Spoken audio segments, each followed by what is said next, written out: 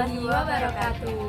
Perkenalkan, kami dari kelas 1-2 Prodi Hukum Pidana Islam, Fakultas Syariah UIN Kiai Haji Ahmad Siddiq Jember. Saya Putri Malika Alekasa dengan 21210404005 dan rekan Saya Bunga Robiah Ladawiyah dengan 212102040034. Pada video pidana kali ini kita akan bahas mengenai Kriminologi dan berbagai jenis macam kejahatan tentang kriminologi. Oke, langsung saja kita bahas materi kali ini ya.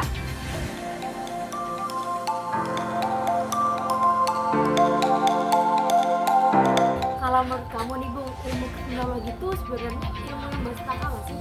Kalau menurutku ya, ilmu kriminologi yaitu ilmu yang membahas mengenai sebab-sebabnya suatu kejahatan yang terjadi yang dilakukan oleh subjek hukum. Wah, bener banget. Menurut Dogan pun dalam bukunya ia menyebutkan bahwa ilmu kriminologi adalah ilmu yang ditujukan untuk bertujuan mempelajari kejahatan seluas-luasnya. Jadi tidak hanya dari kejahatan itu sendiri, tapi dari sebab penyebab kejahatan itu terjadi dan bagaimana berdampak ke lingkungan sekitar.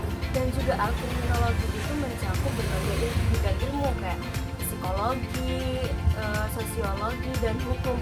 Jadi itu membantu kita untuk memahami mengapa orang melakukan suatu kejahatan dan bagaimana sistem peradilan pidana itu menyikapinya. Wah, banyak juga ya ternyata. Jadi Iya, bener banget. kriminologi itu bukan hanya mengetahui tentang kejahatannya saja, tetapi dari sisi psikologi, sosial, bahkan di hukumnya juga kita mempelajarinya.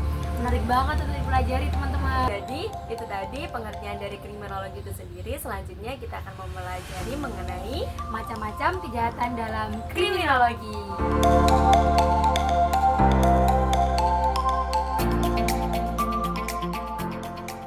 Selanjutnya nih kita akan membahas mengenai macam-macam kejahatan dalam kriminologi nih. Dalam kriminologi ini sendiri mengklasifikasikan kejahatan berdasarkan sifat dan bagaimana kejahatan tersebut berjalan. Yang pertama itu ada white collar crime, di mana kebanyakan kejahatan ini itu dilakukan oleh individu atau orang-orang yang memiliki status sosial yang tinggi. Contohnya itu mereka melakukan penipuan, penggelapan, dan korupsi. Contoh kasus yang ada di Indonesia ini yang terbaru itu adalah kasusnya Yovie Mois yang mengkorupsi timah di PT Timah di wilayah izin usaha pertambangan di Indonesia. Ya, itu viral banget tuh Al. Iya benar, viral karena yang dikorupsi itu mencapai 271 triliun guys. Jadi itu banyak banget. Itu bukan nominal yang sedikit ya Al ya. Dan itu dilakukan dari tahun 2015 sampai 2022. Wah iya Al, bener banget. Orang-orang yang memiliki status sosial yang lebih tinggi, mereka malah lebih bagus dan lebih pintar untuk menyusun strategi melakukan suatu kejahatan tersebut Al. Dan itu hanya menguntungkan dirinya sendiri dan malah merugikan banyak orang. Jangankan banyak orang, dia bisa merugikan satu negara itu sendiri.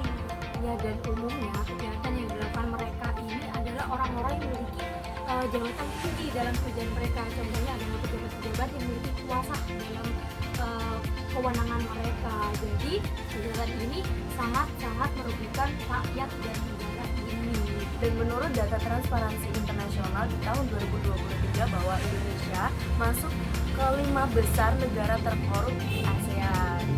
Beralih dari white collar crime, yang kedua itu ada kejahatan yang dinamai dengan blue collar crime.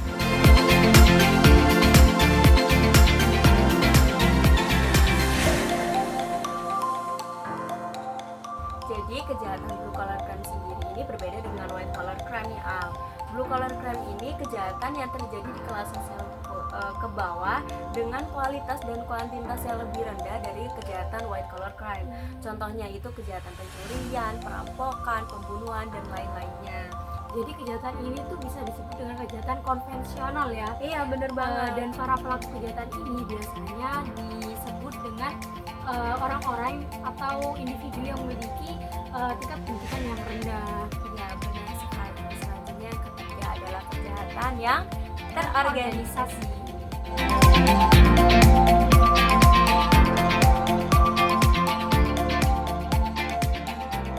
Kejahatan terorganisasi merupakan kejahatan yang melibatkan suatu kelompok atau sindikat untuk menjadikan kejahatan itu berjalan dengan lancar.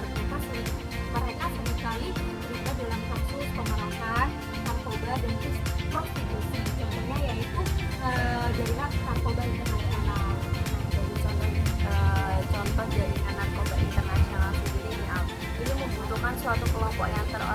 volunteer di dalamnya untuk bekerja sama, mulai dari pengedarnya, kemudian dari bandarnya. Bahkan kejahatan ini juga bisa kejahatan ini mengikut sertakan kepolisian, pemerintah, dan pihak lainnya jika mereka mau untuk melakukan kejahatan ini. Contohnya yaitu kejahatan yang dilakukan oleh Freddy Budiman, yaitu kasus narkoba. Wah, benar banget. Dan kasus Freddy Budiman ini sangat ramai dan besar sekali dulu karena Benar banget. Freddy Budiman bisa melanjutkan kejahatan itu ketika ia masih dalam penjara. Jadi dia itu memiliki organisasi atau sindikat yang berjalan dengan lancar. Dan selaku dalam wawancara juga dengan aktivis HAM Haris Azhar mengatakan bahwa Freddy mengaku bahwa ia membayar sejumlah uang besar kepada pejabat penegak hukum dan pejabat penjara untuk memfasilitasi bisnisnya. Dan Freddy juga memiliki koneksi dengan kartel narkoba internasional, makanya ia bisa mengimpor ekstasi dengan jumlah besar dari Tiongkok. Jadi seperti itu ya sistem yang dilakukan oleh Freddy Budiman. Meskipun Freddy Budiman udah ada dalam penjara, namun kejahatan yang dilakukannya masih tetap berjalan dengan lancar dan mulus. Benar sekali. Itu tadi. Selanjutnya yaitu kejahatan transnational crime.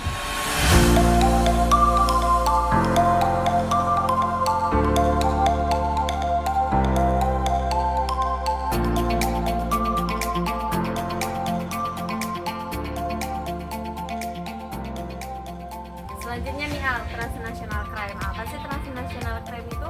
Transnational crime itu kejahatan yang melibatkan lebih dari satu negara nih kayak contohnya perdagangan manusia, terus kemudian penyelundupan narkoba, dan cybercrime. Dan kejahatan ini juga masih sering terjadi di Indonesia, yaitu contohnya adalah pengiriman PKI. Jadi perekrut itu bilang kalau mereka akan dikerjakan di luar negeri, padahal mereka itu dijual dan tidak bisa kembali lagi. Ya, contoh kasus ini yang ada di Indonesia dulu di 2017, kasusnya Kusuma Wardani dan Sindikat Internasional. Kepolisian Indonesia berhasil membongkar sindikat ini yang beroperasi di Indonesia dan negara lainnya seperti Malaysia, Singapura, dan negara Timur Tengah. Sindikat ini merekrut perempuan dari pedesaan untuk dikirim ke luar negeri dan dipekerjakan sebagai seks komersial. Kemudian Kusuma Wardani ini berperan sebagai koordinator utama yang mengatur operasi sindikat ini. Ia bertanggung jawab dalam hal perekrutan, pengiriman, bahkan dari tempat tinggal juga Kusuma Wardani yang melakukannya.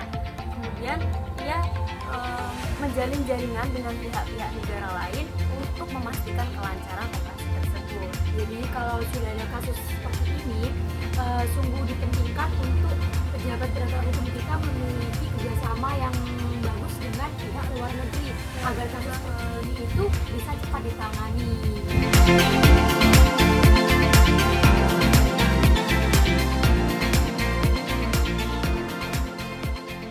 Kejahatan korporasi sendiri menurut Prof. Hismar Nasution dalam artikelnya yang berjudul Kejahatan Korporasi dan Pertanggungjawabannya, ia menyebutkan bahwa kejahatan korporasi ini merupakan suatu kejahatan yang dilakukan oleh suatu korporasi atau pegawainya yang bertindak dalam korporasi tersebut yang digunakan untuk menguntungkan salah satu pihak saja, dan kejahatan ini dilakukan dengan cara melanggar hukum. Nah, contoh dari kejahatan korporasi ini ada pada kasus asuransi Jiwasraya, yang dimana pada kasus ini penyalahgunaan dana investasi serta memanipulasi laporan keuangan yang ada pada asuransi Jiwasraya ini. Ini menimbulkan kerugian yang sangat besar bagi negara dan juga nasabahnya. Asuransi Jiwasraya ini merupakan kejahatan korporasi terbesar di sektor keuangan di Indonesia, Dan kasus ini sempat ramai juga ya dulu ya, karena banyak sekali korbannya, yaitu nasabah-nasabah yang ikut asuransi Jiwasraya itu. Nah, bukan hanya nasabah saja yang dirugikan, namun negara juga dirugikan dalam hal ini, karena dalam hal ini mempengaruhi pasar terhadap lembaga keuangan di Indonesia serta menimbulkan ketidakpastian ekonomi yang berdampak negatif pada pertumbuhan ekonomi dan investasinya. Jadi bahkan kejahatan ini tuh sampai berdampak ke ekonomi di Indonesia ya. Benar. Jadi itu teman-teman arti dari kejahatan korporasi sendiri. Selanjutnya nih, dari tadi kan kita membahas mengenai kejahatan yang pasti ada korbannya kan. Dan kita tahu bahwa selanjutnya merupakan suatu pembahasan dari kejahatan tanpa korban.